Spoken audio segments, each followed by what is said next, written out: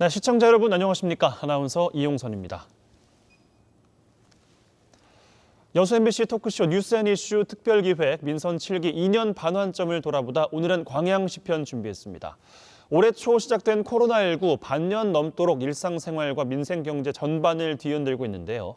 이 같은 악재 속에서 광양시는 발빠르고 과감한 행정대처로 주목을 받기도 했습니다.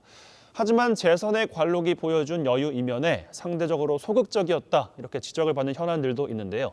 성과는 극대화하고 한계는 극복해가야 할 광양시의 이야기들 오늘 나눠보겠습니다. 자, 먼저 함께할 두 분 소개해드리겠습니다. 정연복 광양시장 모셨습니다. 어서 오십시오. 안녕하십니까. 네, 여수 MBC 김종수 기자도 함께하겠습니다. 어서 오십시오. 네, 반갑습니다. 네, 이렇게 오늘 두 분과 함께 한 시간 꾸려갈 텐데 본격적으로 이야기에 앞서서 저희가 준비한 자료 화면이 있거든요. 먼저 보시겠습니다. 다른 지자체와 마찬가지로 광양시에도 큰 부담과 변수로 다가왔던 코로나19 사태. 지역 경제와 서민생활 부양을 겨냥해 선제적으로 단행한 재난지원금 지급은 인근 지자체의 주목을 받았습니다. 시 행정이 대충격의 파도를 막는 방파제 역할과 경제 회복을 앞당기는 마중물 역할을 적극적으로 해야 합니다. 6천억 원대의 국비 확보와 7천억 원 규모의 투자 유치로 기반시설 확충과 기업 입주가 추진되고 체감형 교육정책과 지원 사업을 통해 시민들의 만족도를 높여간 것도 긍정적으로 평가되고 있습니다. 반면 지역 내 민감한 현안인 환경 문제가 구체적으로 언급되지 않은 점은 아쉬운 대목입니다. 포스코 등 대형 사업장을 통해 대기 오염 배출이 많은 지자체 특성상 지속적인 개선책이 제시되어야 한다는 겁니다. 앞으로 이 제철소가 있는 한 시민들이 고스란히 받아야 될 환경적인 문제를 지속적인 관심을 가지고 지자체에서 가져가야 되는데 그런 부분들이 앞으로 광양시에 가져가야 될 과제인 것 같습니다. 또 관광 문화도시 구축이란 명분으로 추진되고 있는 대규모 시설 사업들 역시 주민 의견과 적절성을 따져 신중하게 접근해야 한다는 지적도 잇따르고 있고 인위적인 개발이나 대규모 시설 유치도 필요하지만 자연자원을 활용하고 시민 공감대 속에서 균형 있는 문화관광 정책이 요구되어집니다. 성암산업 노사 갈등과 공공임대아파트 분양 문제 등 곳곳에서 제기됐던 민원에 대해서도 소극적인 역할만 해왔다는 비판도 새겨들어야 할 부분입니다.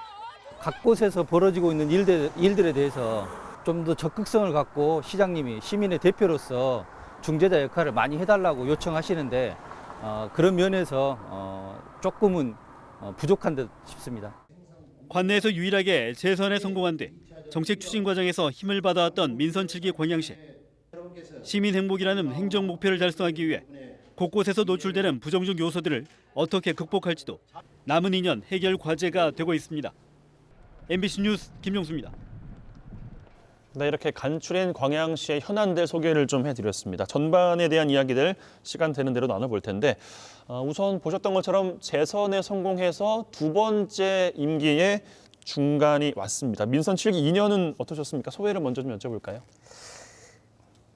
먼저 지난 2년간 또 시민과 또 우리 공직자 모두가 힘을 보태주신 결과 시정의 모든 분야에서 안 되는 일 없이 잘 되고 있습니다. 대규모 국책사업들이 또 정부 예산에 반영이 돼서 광양경제 제2도야구 전환기를 또 마련하고 있고 또 2년 연속 청렴도 1등급을 받은 결과 전국에서 가장 청렴한 도시로 가고 있습니다. 그리고 철저한 방역을 한 결과 코로나가 아직까지도 저희 지역은 또 청정 지역으로 유지되고 있습니다. 특히 그 코로나로 인해서 투자가 다 위축되는 그런 상황인데 지난 5개월 동안 우리는 국외 기업에 9,616억 원이라는 대규모 투자가 이루어졌습니다. 이제 이러한 성과를 바탕으로 포스트 코로나 시대를 준비하는데 행정을 집중해 나갈 그런 생각입니다. 예. 안 되는 일 없이 뭐 다 잘 되고 있다 이렇게 말씀을 해주셨는데 공약 이행률이 그러면 이 지점에서 좀 궁금해지거든요. 어떻게 파악하고 계십니까? 예, 제가 민선 7기에 제시한 공약은 138개 사업입니다. 이것을 분류를 하면 5대 핵심 공약이 7개 사업이고 또 4대 행복 공약이 11개 사업입니다. 그리고 6대 분야 공약이 120개 사업으로 이렇게 관리를 하고 있습니다. 현재 완료가 된 것은 이 45건, 한 33% 정도 됩니다. 그리고 정상적으로 추진되고 있는 것은 83건입니다. 60%입니다. 이것을 합치면 93%가 진행되거나 완료가 됐고 10건 정도가 지금 좀 부진하거나 또 유보가 된 이런 사안들이 되겠습니다. 공약 사업은 지금 객관적으로 이것이 또 투명하게 추진될 수 있도록 하기 위해서 공약 시민 평가단을 우리 시는 운영하고 있습니다. 공약 이행 사항을 홈페이지에도 공개를 하고 있습니다. 공약은 시민과의 약속이기 때문에 공약은 또 미래를 위해서 반드시 추진해야 할 그런 중요한 사업들입니다. 모든 공약 사업이 성과를 내고 또 완료될 수 있도록 최선을 다해 나갈 생각입니다. 예, 알겠습니다. 앞서 뭐 소회를 좀 여쭤봤는데 전반기 이 민선 7기 전반기 2년에 대해서는 어떻게 자체 평가를 좀 하실까요? 뭐 저희들이 자체적으로 그 평가한다는 것은 뭐 큰 의미가 없습니다. 다만 관양시의 주인인 시민들의 평가가 저희들이 뭐 훨씬 더 의미가 있는 건 아니냐 저는 그렇게 보고 있습니다. 그래서 지난해 말에 시민들을 대상으로 시정 만족도와 또 정주 만족도에 대한 조사를 한번 했습니다. 예. 그랬더니 시정 만족도는 83.1%, 정주 만족도는 88%가 나왔습니다. 이것도 상당히 높은 그런 평가지만 올해는 이 두 지표가 90% 이상 나오도록 또 시민이 또 체감이 되는 자기가 만족을 느낄 수 있는 이러한 행정이 되도록 더욱 박차를 가해 나갈 생각입니다. 예, 알겠습니다. 하나씩 좀 지금부터는 좀 뜯어볼까 하는데요. 전반기 성과를 좀 중심으로 우선 살펴보겠습니다. 이야기 잠깐 해주셨는데 국민권익위원회에서 청렴도를 평가했습니다. 2년 연속 1등급을 달성했는데 민선 6기와 어떤 변화가 있길래 달라진 건가 궁금하거든요. 예, 이건 상당히 중요하고 저희들 행정하는데 그 중요한 평가 항목으로 저희들은 그 생각을 하고 있습니다. 네. 시민이 우리 시의 공직자나 우리 시 행정을 어떻게 볼 것이냐 하는 이런 척도가 되는 겁니다. 그래서 저희들은 이것을 민선 6기 제가 시장이 되면서부터 적극적으로 추진을 해나오고 있습니다. 민선 6기에 제가 시장이 되니까 우리 시 청렴도가 4등급이었습니다. 이 4등급도 결코 나쁜 등급이 아닙니다. 그러나 기존의 그 잘못된 관행들을 좀 고치고 또 인사, 또 공사, 또 용역, 또 보조금 등의 모든 면에서 이것을 투명하고 깨끗하게 추진을 했습니다. 그랬더니 아마 2018년, 19년에 와서 청렴도 1등급을 받은 것 같습니다. 이 2년 동안 청렴 1등급을 받는 그 자치단체가 그렇게 많지는 않습니다. 우리 전남에서는 우리 시가 유일하고 전국에 240개가 넘는 지방자치단체가 있습니다. 이 중에서도 경남의 사천과 우리 관양시만 1등급입니다. 그래서 이거는 어떻게 보면 우리 시민도 또 공직자인 저희들도 자긍심을 가질 만한 그런 성과다. 그렇게 생각하고 있습니다. 그러나 앞으로도 이것이 꾸준하게 유지되는 것이 중요하고 우리 청렴도시로서 남는 것이 우리 시로 봐서는 목표입니다. 그래서 더 깊게 뿌리 내리도록 많은 노력을 지금 기울여 나갈 그런 생각입니다. 예. 지난 민선 6기 때부터 신경은 써온 결과 지금 수치로 나타나는 것 같다. 뭐 이런 말씀이신 것 그렇습니다. 같은데 알겠습니다. 다음 이슈인데 코로나19 사태에서 뭐 서두에서 얼추 말씀을 좀 드렸습니다만 선제적으로 재난지원금을 좀 긴급으로 지원을 해서 주목을 좀 받았습니다. 과감한 행정이 돋보였다 이런 평가들도 얻고 있는 것 같은데 관련 내용 김종수 기자께서 정리를 좀 해주시고 질문도 좀 이어가 주실까요? 네, 알겠습니다. 앞서 영상에서 잠깐 이제 보셨겠지만은 올해 초부터 이 코로나19 여파 때문에 이 굉장히 경기 침체가 이어지다 보니까 소비 심리까지 같이 위축이 됐습니다. 이때 나왔던 이야기가 이제 정부 차원의 지원금 지급 논의가 활발하게 이루어질 때였는데 이런 가운데 광양시가 도내 최초로 소득 기준에 상관없이 모든 시민들에게 20만 원씩의 지원금을 상품권 형식으로 이제 지급을 하게 됩니다. 그때가 이제 4월쯤이었는데 이에 따른 반향도 굉장히 뜨거웠고요. 실제로 시민 체감도도 굉장히 높았고 이게 긍정적인 반향을 이끌어낸 것도 사실입니다. 심지어 인근 지자체로부터 부러운 시선을 또 받기도 했는데 다른 지자체 시민들이 우리는 뭐 주는 거냐 안 주는 거냐 이런 화두를 또 던지기도 했던 이런 사안이었습니다. 그렇다면 이번 지원금 지급을 토대로 광양시 그 자체 분석도 차근차근 지금 해나가고 있으신 걸 알고 있는데 요즘 코로나19 장기화에 대한 우려가 커지고 있지 않습니까?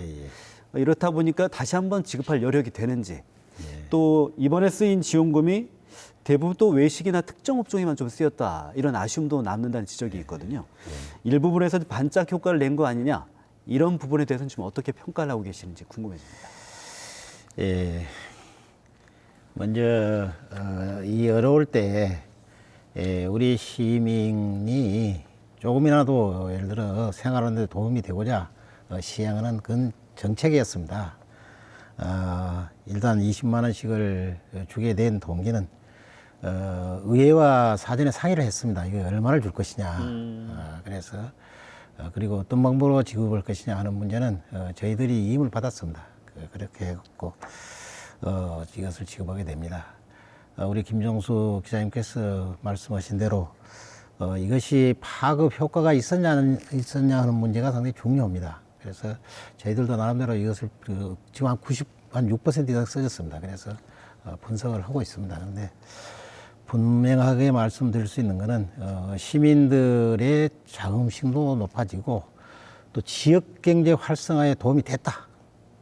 그렇게 지금 평가를 하고 있습니다. 그리고 모든 것이 외식업소에 써진 것이 아니고 저희들이 파악을 해보니까 외식업소에도 한 20% 써졌습니다. 그리고 지역의 그 마트도 많이 써지고 일반 그 가게들 뭐 식육점이라든지 또 뭐 미용실 또 이용실 뭐 기타 화장품 가게 옷가게까지도 이렇게 써졌다 이렇게 지금 파악을 하고 있습니다.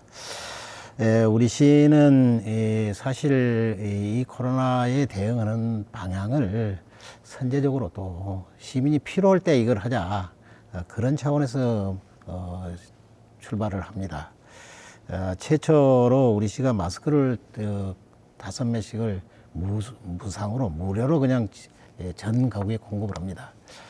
이때는 마스크를 돈을 주고도 못 사는 그런 시대입니다. 그래서 저희들이 노력을 해서 사가지고 공급을 했고 이 밖에도 뭐 장애인 긴급 생활비를 뭐 10만 원씩 우리가 줬고 또 상하수 요금도 우리는 50% 정도 이렇게 삭감을 해줬습니다. 그리고 택시나 전세버스 또 일반 운송자들에게도 생활자금이 이번에 제일 어렵기 때문에 뭐 50만 원씩 이렇게 줬습니다. 그리고 소상공인 공공요금도 우리가 한 30만 원씩 지원을 하고 가정양육 아동 친환경 농산물 꾸러미도 저희들이 공급을 하고 우리가 쌀을 또 예를 들어 학생들에게 또 어린이집 애기들에게 이렇게 공급을 합니다. 그리고 사회적 거리두기에 참여하는 업체도 50만 원씩 이렇게 지원해서 이게 뭐 전체 그분들의 삶에 다 책임을 져줄 수는 없지만 그래도 이 어려운 데 같이 하는 그런 모습을 보여야겠다 해서 이런 일들을 했습니다. 어떻게 됐거나 저희들이 이렇게 지원할 수 있었던 거는 그동안에 우리 시가 재정을 잘 운영을 했고 또 돈이 줄 만큼 있었기 때문에 주는 것이지 돈이 없어서 어떻게 주겠습니까? 그래서 사실 뭐 인근 지자체에게는 좀 미안한 마음이 없잖아 있습니다. 그러나 또 이런 때 잘하려고 시정을 잘 펴는 것 아닙니까? 그래서 저희들은 앞으로도 어떻게 할 것이냐 지금 물으신데 코로나19가 끝나는 것이 좋지 뭐 내년까지 가는 것이 좋지는 않지 않겠습니까? 만약에 내년에도 이 코로나19가 이렇게 지속이 돼서 시민이 살기 어려워진다. 그러면 또 의회와 상의를 해서 검토를 하도록 그렇게 하겠습니다. 지금 문제는 그때 가서 아마 결정이 되지 않을까 그런 생각이 있습니다. 알겠습니다. 인근 지자체 시민분들께서 광양시와 이제 비교를 워낙 많이 하시기 때문에 인근 지자체장들로부터 미움도 좀 받으십니까? 어떠십니까?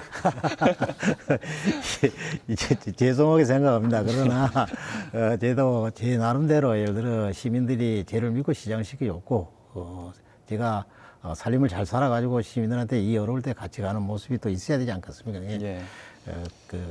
그런 차원에서 좀 이해를 해주시면 고맙겠습니다. 알겠습니다. 분위기가 조금 더 가벼워지라고 좀 농담을 좀 던져봤습니다. 아, 예. 시민분들이 체감할 수준의 보육 정책과 지원들도 좀 큰 호응을 얻고 있는 것 같습니다. 전국 최고의 무상 보육 환경을 만들고 서비스의 질을 높이겠다라고 밝히셨는데 구체적으로 좀 이야기를 밝혀주실까요? 예, 이제 어린이 보육재단의 최종 목표는 아까 말씀대로 우리 시에서 태어난 아이들은 우리 시가 또 시민이 이렇게 키워준다. 이게 이제 목표입니다. 그것이 보육재단을 운영하는 그 기본 지향점입니다. 지금 3년이 됐습니다. 그래서 3년이 된 과정에 정기 후원을 하는 CMS 통장으로 돈을 내신 분들이 한 19,700명, 한 2만 명 정도 지금 됩니다. 그리고 그동안에 자발적으로 후원을 하신 분들이 있어서 그분들이 낸 또 돈이 49억입니다. 그래서 지금까지는 이 보육재단이 정말 좋은 뜻으로 출발을 했고 아주 시민의 호응하에 잘 되고 있다 이렇게 보고 있습니다. 이 사업은 지금 어떻게 보면 19,000여 계좌를 이렇게 한 사람들은 순수한 시민들입니다. 기업의 참여가 아직까지는 않습니다. 우리 시민이 일정한 수준 한 2만 계좌 이상 하고 나서 기업에게 기업도 하나의 우리 구성원이니까 같이 좀 했으면 이런 생각을 갖고 있습니다. 그래서 지금까지는 하여튼 순수한 우리 가장 시민들이 자발적으로 참여한 것이 이렇다 하는 말씀을 드리고 모아진 지금 그 기탁금은 순수하게 우리 이 아이와 또 학부모에게 써지고 있습니다. 그래서 어떻게 됐거나 지금 이 주요한 것은 어린이집을 운영하는데 또 좀 도움을 주고 또 어린이집의 보육 교사들의 그 여러 가지 좀 부족점이 많습니다. 또 이분들에게도 좀 지원을 주고 신생아 출산하는 뭐 축하 학용품도 이렇게 지원을 하고 이렇게 쓰여주고 있습니다. 근데 앞으로는 이것을 이럴 생각입니다. 지금 한 20개 사업을 하고 있는데 더 필요한 사업들을 발굴을 해가지고 지원하도록 이렇게 하겠습니다. 중요한 거는 올해 아마 다른 시군과 좀 다르게 한 사업들이 있습니다. 보육교사 1인당 돌보는 아동수가 있습니다. 이게 보육 서비스 질을 결정합니다. 이게 그래서 올해는 장애인과 아동 영세반은 정원이 3명입니다. 국가가 권장하는 정원이 3명이거든요. 우리는 2명으로 줄였습니다. 그리고 이제 앞으로는 1세는 5명인데 4명으로 또 2세는 7명입니다. 근데 5명으로 3세는 15명인데 12명으로 4세부터 5세까지는 20명인데 15명으로 줄여나갈 이런 생각입니다. 더더욱 중요하게 저희들이 생각하는 것은 보육의 질을 높이는 가장 좋은 방법은 국공립으로 전환하는 것이라고 저는 생각을 합니다. 그래서 올해도 우리가 6개를 전환을 해서 전체 우리 시에 25개를 좀 운영하고 있습니다. 이건 지금 우리 돈에서는 제일 많은 국공립을 갖고 있습니다. 앞으로도 매년 이걸 확대를 해서 국공립이 차지하는 비율이 40% 정도 되도록 이렇게 가져갈 생각입니다. 예, 알겠습니다. 개청 이래 가장 많은 정부 예산을 확보했다 이런 이야기가 있습니다. 어떤 사업들이 진행되는지 좀 궁금해하실 것 같습니다. 예, 해난 사업이 너무 많이 들어갔기 때문에 이 시간에 제약이 있습니다. 그래서 다는 말씀을 못 드릴 수 없고 중요한 사항만 제가 몇 가지 말씀드리겠습니다. 우리 시가 정말 이 가장 불편히 생각하는 것이 이 고속전철입니다. 우리 시에 고속전철이 들어오지 않고 있습니다. 그래서 이것을 해결하기 위해서 광양에서 진주까지 지금 복선 전철이 안 돼서 이 차가 못 들어오는 겁니다. 그래서 그게 예산에 반영이 돼서 정부 예산에 반영이 돼서 12월 달에 진주에서 지금 착공을 했습니다. 21년 되면 완공이 되고 22년이 되면 고속 열차가 들어올 수 있도록 하는 것이 정부 예산에 들어갔습니다. 그리고 광양항에서 율촌산단을 연결하는 그런 지금 도로를 개설합니다. 이게 율촌산단이나 이런 그 공장에서 광양항을 이용하려 그러면 22km에서 24km를 돌아야 됩니다. 그래서 여기 1.2km만 광양을 이용할 수 있도록 이렇게 됩니다. 그래서 항의 활성화도 기하고 또 여수산단이나 율촌산단의 물류 비용을 또 절감해 주는 그런 효과도 있습니다.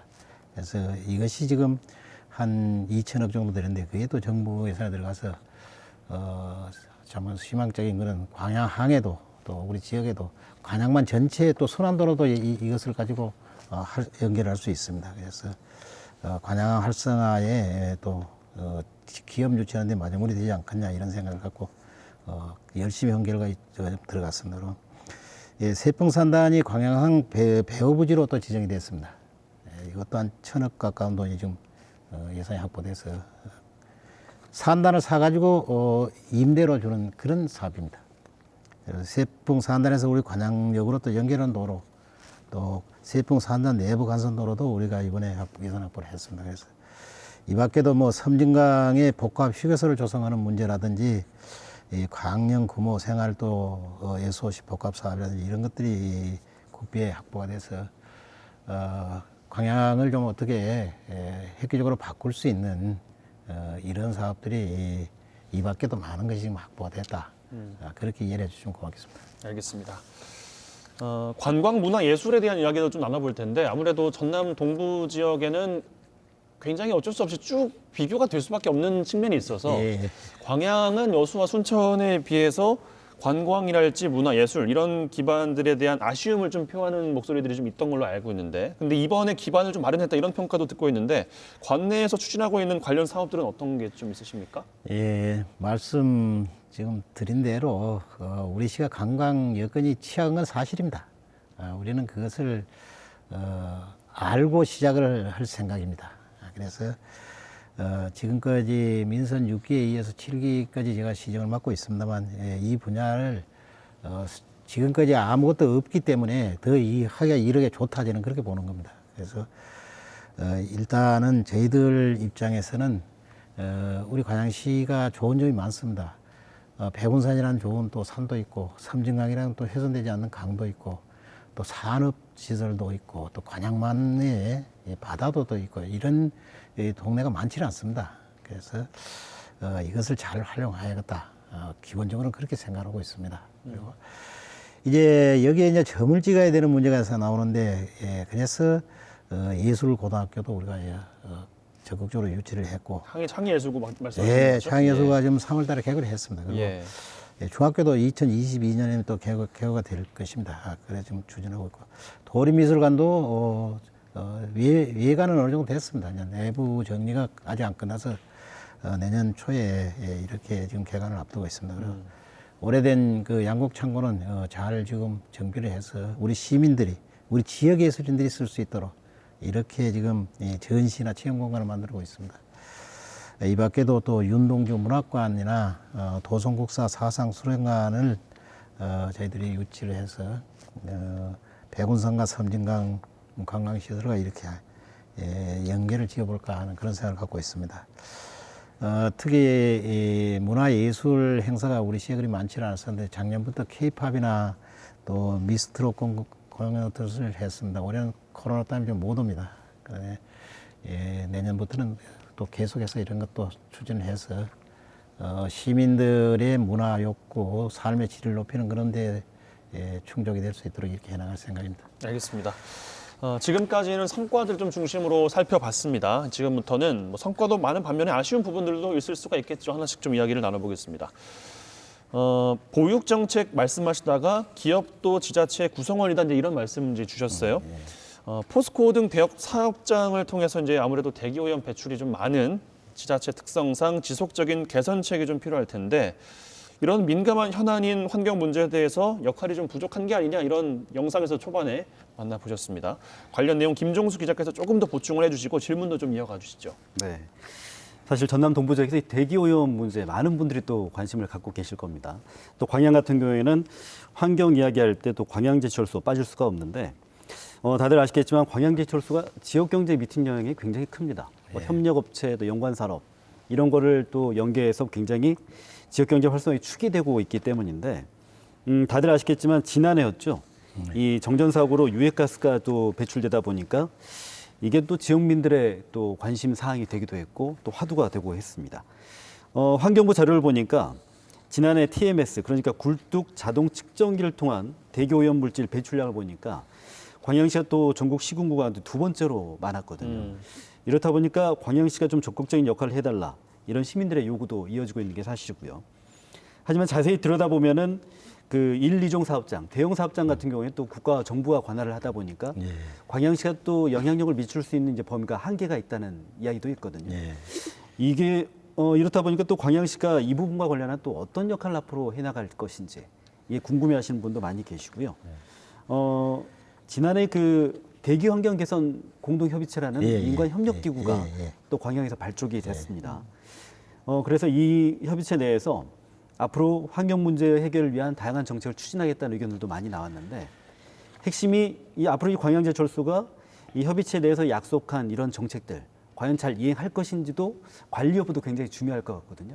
이에 대한 답변도 함께 좀 부탁드리겠습니다. 우선 먼저 그 가장 예를 들어 그 염려를 하신 부분에 대해서는 제가 추후에 좀 더 설명을 드리겠습니다. 그러나 중요한 거는 우리 역할이 있어야 되기 때문에 방금 우리 김 기자님 말씀하신 대로 대경환경 공동협의체에서 논의돼 가지고 투자를 하겠다 하는 그런 약속이 있습니다.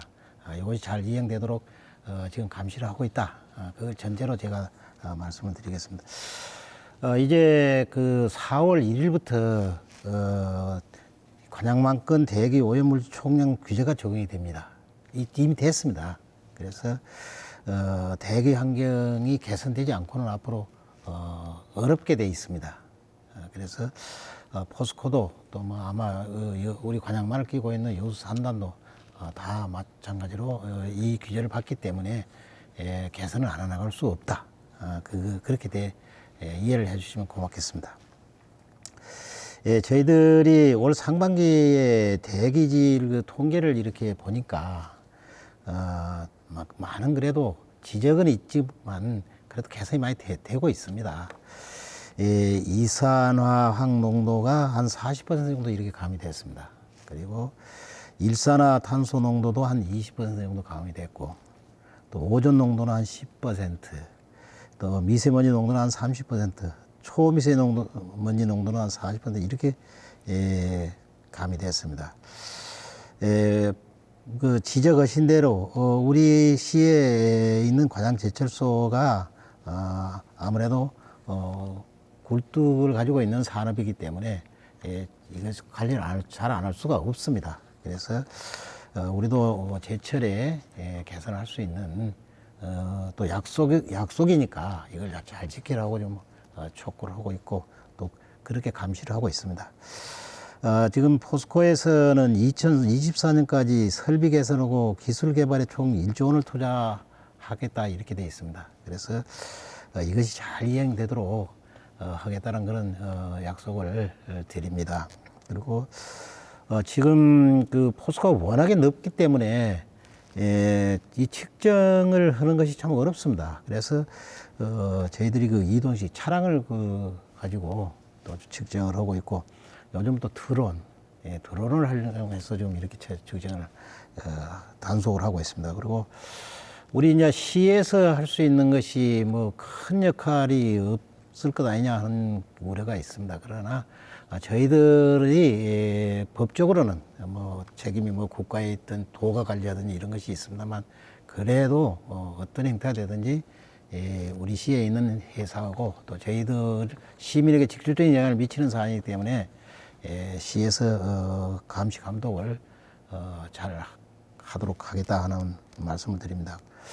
그리고 우리 시 단위에서는 도로변에 우리는 또 물청소를 계속합니다. 이게 미세먼지를 또 비산먼지를 예를 들어 제거하는 데 상당히 도움이 있다 이렇게 판단하고 있고, 뭐 저공해 친환경차 보급도 또 열심히 지금 합니다. 그리고 무엇보다도 미세먼지를 차단할 수 있는 이 숲이나 나무 또 꽃 이런 것을 지금 많이 심고 있습니다. 이런 것들이 이 대기 환경을 정화하는 역할도 하고 또 차단하는 역할도 하기 때문에 앞으로는 이걸 꾸준히 더 확대를 해서 도시도 가꾸고 또 이런 대기질도 좀 좋게 만드는 그런 방향으로 가겠다. 그렇게 말씀을 드리겠습니다. 예. 알겠습니다. 주택 이야기도 좀 해보겠습니다. 아무래도 사는 공간이기 때문에 주택 공급의 수요를 넘고 있다 이런 이야기가 있습니다. 부동산 시장의 불안정성에 대한 이야기인 것 같은데 어떻게 보고 계세요? 예, 이제 사실 저희들도 그런 이야기를 듣고 있습니다. 그렇다면 이것이 이 안정이 되도록 하는 것이 제 일이고 또 그 책무라고 생각을 합니다. 제가 이런 이야기를 듣습니다.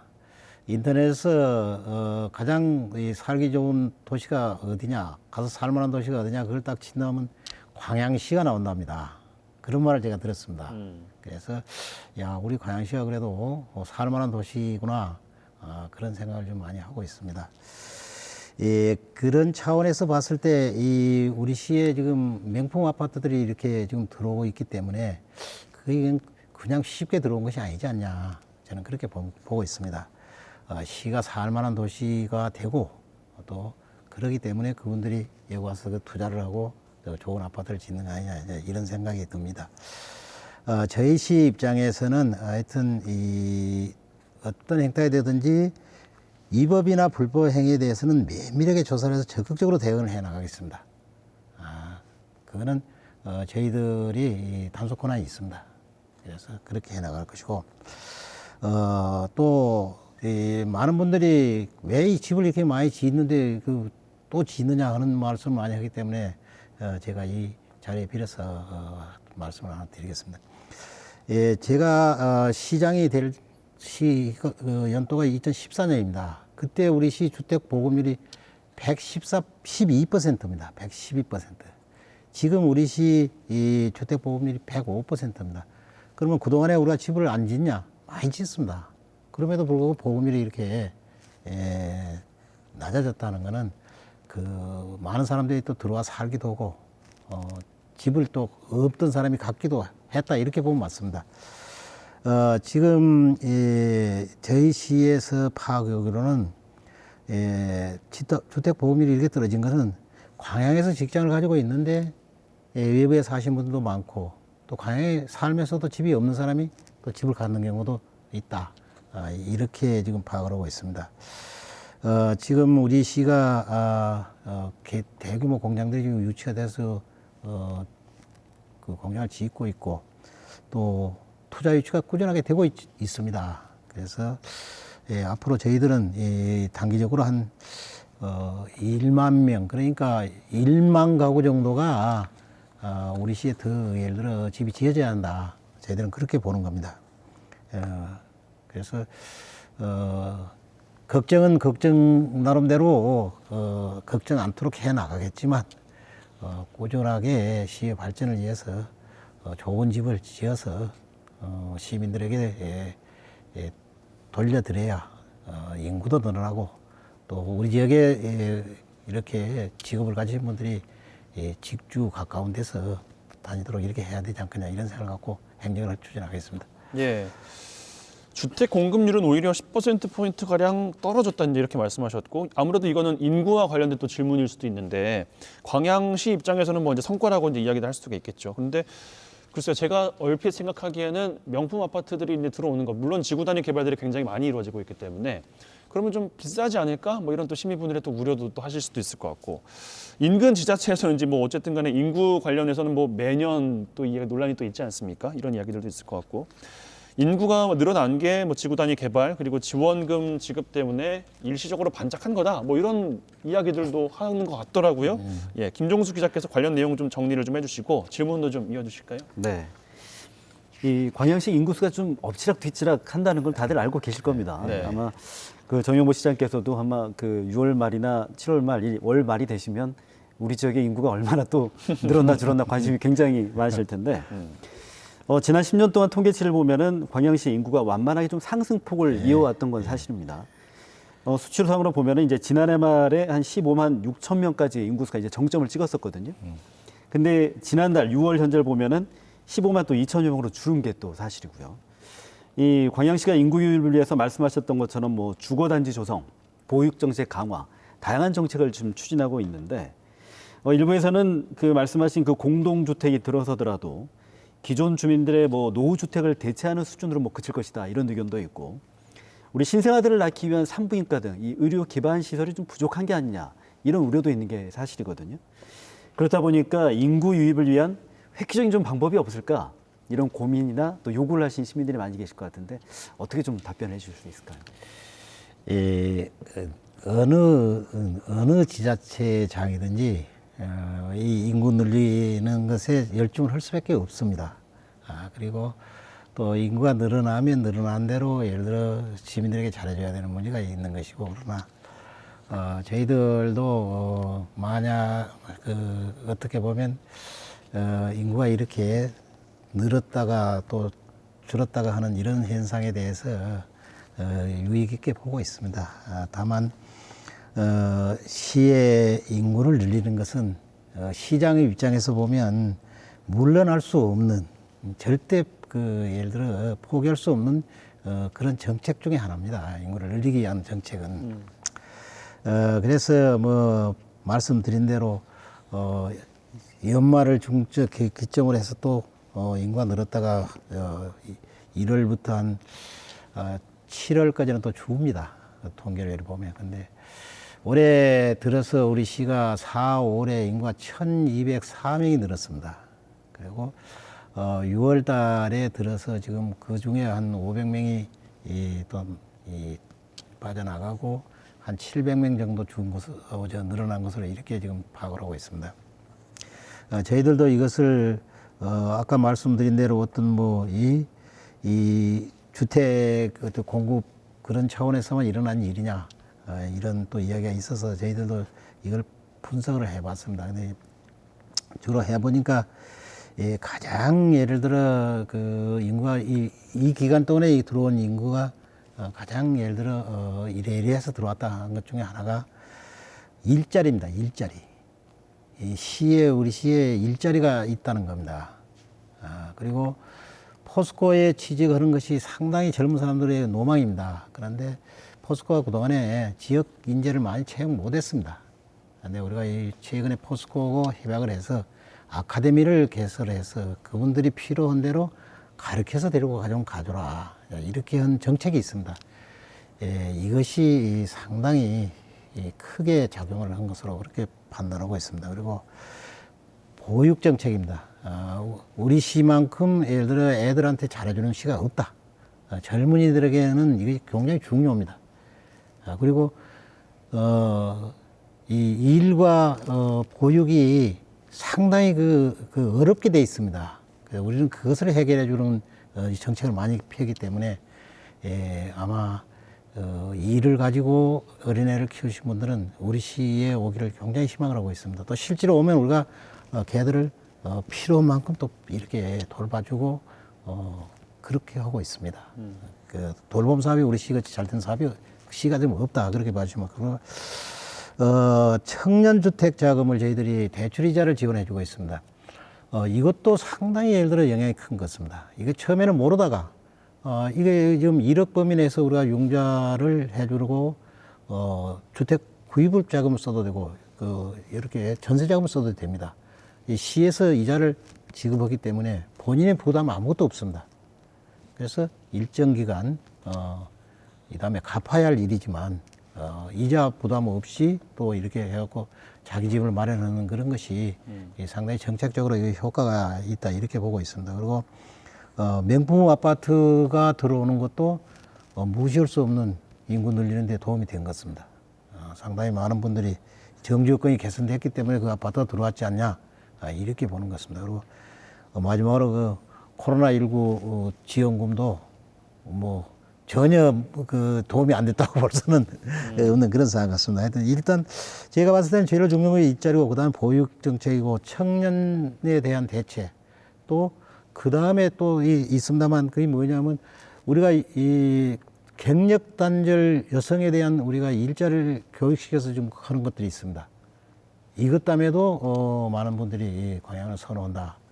그렇게 지금 파악이 되고 있습니다. 예, 알겠습니다. 시간이 한 6분 정도가 남았는데 저희가 아무래도 쉽게 간단하게 이야기 나눌 주제들이 아니었어서 좀 길게 이야기가 좀 이어져 왔는데 한 2가지 질문 정도 이제 더 드릴까 합니다. 예. 광양시 역할론에 대한 이야기거든요. 또 포스코 이야기인데 이제 성암산업 운송을 담당하는 또 협력 업체죠. 그리고 노사 갈등도 최근에 있었고 포스코와 시민단체 갈등들도 좀 있었고 또 1인 시위가 또 이어지기도 했었습니다. 공공 임대 아파트 분양 문제 등 이렇게 곳곳에서 제기된 좀 굵직한 민원 사항들에 대해서 광양시가 좀 소극적인 것 아니냐 이런 지적들이 좀 있는 것 같습니다. 어떻게 답변하시겠습니까? 그것은 그 소극적인 것이 아니라 적극적으로 대응을 했습니다. 지금 그렇게 말씀하신다면 시장도 똑같이 가서 머리띠 들고 데모해야 거의 적극적으로 대응하는 것이고 이렇게 판단할 수밖에 없습니다. 이것은 법적으로 하는 사안들입니다, 둘 다. 그러는데 지금 성암산업 같은 경우도 어느 정도 해결이 지금 실마리가 풀려가고 있습니다. 그리고 그분들의 예를 들어 권리를 위해서 표출하는 뭐 1인 시위를 한다든지 또 아니면 뭐 집단으로 이렇게 한다는 것에 대해서 저희들이 자제를 해본 일이 없습니다. 그건 자기들이 할 수 있도록 보장을 또 해줬고 이 코로나19 사태에 따라서 우리가 그것을 제재할 수도 있습니다. 그렇지만 우리가 그렇지 않은 것입니다. 그리고 지금 이 임대 아파트에 관한 사안은 소송이 걸려 있습니다. 소송에 우리가 우리 나름대로 역할을 해서 임대 아파트를 가지신 분들이 유리한 소송 성과도 있고 이 부분에 대해서는 소송에 대해서는 아시다시피 저희 시가 어떻게 뭐 할 수 있는 일만 하는 것이지 그게 관여를 또 할 수는 없지 않습니까? 그래서 법원의 판단을 존중해야 되기 때문에 그런 또 결과를 기다리고 있고 또 나름대로 예를 들어 우리가 이 임대업자가 불법을 자행하거나 이런 것에 대해서는 우리가 철저히 따져서 그걸 또 못하게 하도록 하고 있다. 그렇게 이해를 해주시면 고맙겠습니다. 다만 시가 그냥 이 관제데모 그 식으로 좀 하자 이렇게 하시는 것 같은데 그거는 할 수가 없습니다. 그래서 법을 어기지 않는 경우에는 시가 할 수 있는 일이 별로 없다. 다만 시민을 책임져야 하는 입장에서 우리 역할을 좀 다하고 있다. 그렇게 생각해 주시면 고맙겠습니다. 알겠습니다. 민선 7기 어쨌든 이제 2년이 더 남아 있습니다. 이제 후반기도 이제 이끌어 가실 텐데 시정 방향에 대해서 설명을 좀 부탁을 드릴까요? 예, 먼저 저희들은 이렇게 생각하고 있습니다.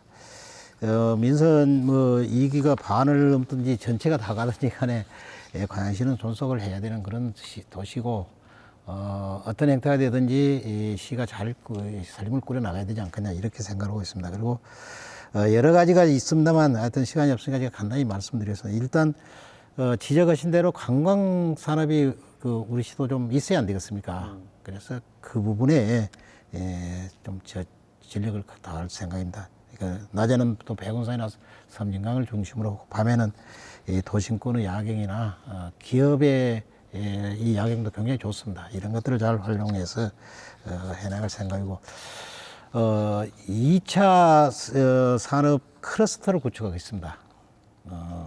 우리가 신산업을 좀 유치하겠다 그렇게 이해해 주시면 되겠습니다. 이것은 이미 진행이 됐기 때문에 저희들은 2차 전지에 대한 클러스터인데 사실 이 2차 전지는 뭐 철이 뭐 산업의 쌀이라면 앞으로 쌀은 이 2차 전지라고 그렇게들 말씀하는 그 학자들이 많습니다. 그래서 이것을 저희 시에 이제 구축을 하겠다 하는 내용으로 좀 추진하고 있습니다. 이게 지금 구체적으로 되고 있는 것이 이 포스코 케미칼의 양극재 공장이 지금 1공장, 2공장은 준공이 됐고 3공장은 내년 초에 또 시작을 합니다. 그리고 준공을 합니다. 그리고 지금 케미칼에서 생산하는 거는 2차 전지에 들어가는 원료를 생산하는 것입니다. 그러면 우리 시는 또 2차 전지에 대한 리사이클링, 폐전지에 대한 사이클을 하는 그런 산업을 또 유치하겠습니다. 그리고 그린 뉴딜 정책이 정부가 지금 강하게 추진하고 있지 않습니까? 거기에 우리가 그 광양항의 수소 생산 기지를 이렇게 구축을 해나갈 그런 생각입니다. 이 밖에도 뭐 이런 것들을 잘 추진하기 위해서 또 지식산업센터도 유치를 했고 또 이 고망강강 철을 부가가치가 높은 망강강으로 이것을 하기 위해서 저희들이 또 추진하고 있습니다. 예, 알겠습니다. 오늘 뭐 1시간 정도 저희가 시간을 좀 준비를 했는데 뭐 많은 이야기를 나눌 만한 또 시간은 아니었던 것 같아서 이 정도로 좀 시민분들께 광양 시정을 또 파악하시는 데 좀 도움이 되셨기를 바라겠습니다. 오늘 시간을 좀 이렇게 마무리를 하겠고요. 오늘 두 분 나와주셔서 감사합니다. 감사합니다. 네. 다음 시간에는 송기근 고흥군수 모시고 자세한 이야기를 좀 나눠보겠습니다. 여수 MBC 토크쇼 뉴스 앤 이슈 특별기획 민선 7기 2년 반환점을 돌아보다 마치겠습니다. 함께해 주신 여러분 고맙습니다.